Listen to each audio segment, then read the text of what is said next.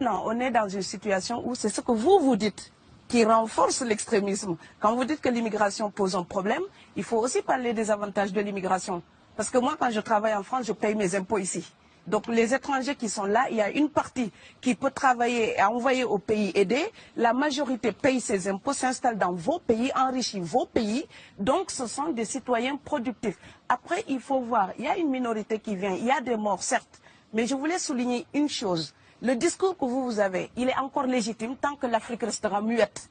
Et moi, aujourd'hui, je voulais m'indigner pour le silence de l'Union africaine. Les gens là qui meurent sur les plages, et je mesure mes mots, si c'était des Blancs, la terre entière serait en train de trembler.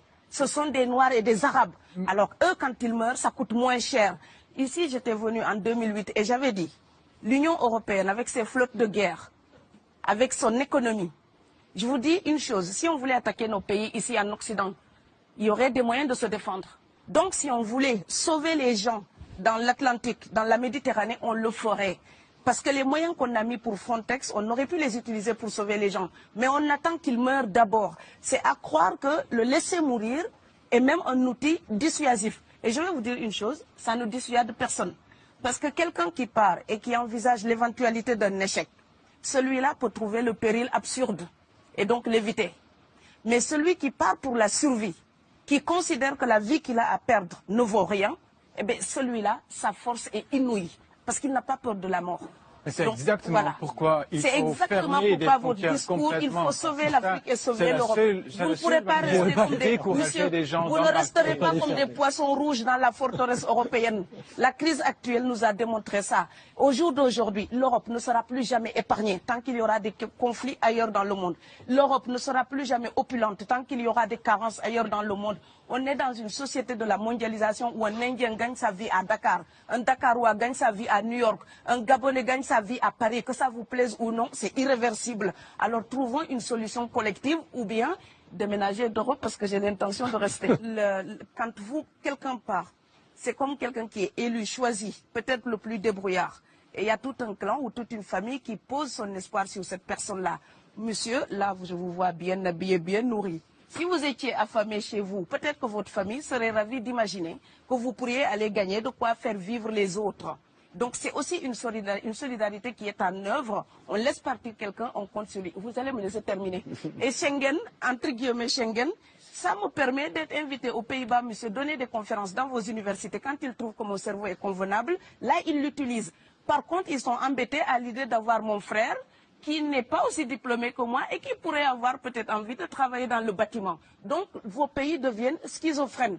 On ne peut pas trier les gens comme ça avec les étrangers utiles et les étrangers néfastes. Et la deuxième chose que je veux dire aussi, c'est que les Européens, là, on voit des Africains qui viennent, d'accord? Ce mouvement, ce déplacement de population, on le voit. Mais on ne voit pas le mouvement des Européens allant vers les autres pays.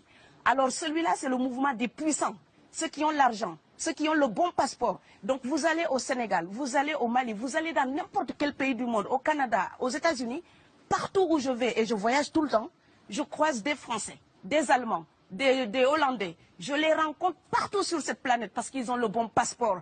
Donc, comme avec l'exotisme, l'Europe s'était arrogé le précepte unique, unilatéral, de l'exotisme. Les autres sont exotiques. Alors que pour quelqu'un de mon village, il n'y a rien de plus exotique que quelqu'un d'Amsterdam. Maintenant, pour l'étranger aussi, pour les voyages des temps modernes avec la mondialisation, quand les pauvres viennent vers vous, il y a des mouvements de foule qu'il faut bloquer. Mais quand vous, avec votre passeport et avec toutes les prétentions que cela donne, vous débarquez dans les pays du tiers-monde, là, vous êtes en terrain conquis. Donc, on voit les pauvres qui se déplacent, on ne voit pas les riches qui investissent dans nos pays. L'Afrique se développe en taux entre 5 et 10%. Ce n'est plus de la progression, c'est de la surchauffe. Sauf que quand des pays du tiers-monde se développent et qu'ils n'ont pas les moyens, pour gérer tout ça, il faut une ingénierie, il faut une formation, il faut des populations pour installer une démocratie. Là, cette surchauffe-là, vous avez besoin qu'on reste dominé pour servir de débouché à l'industrie européenne.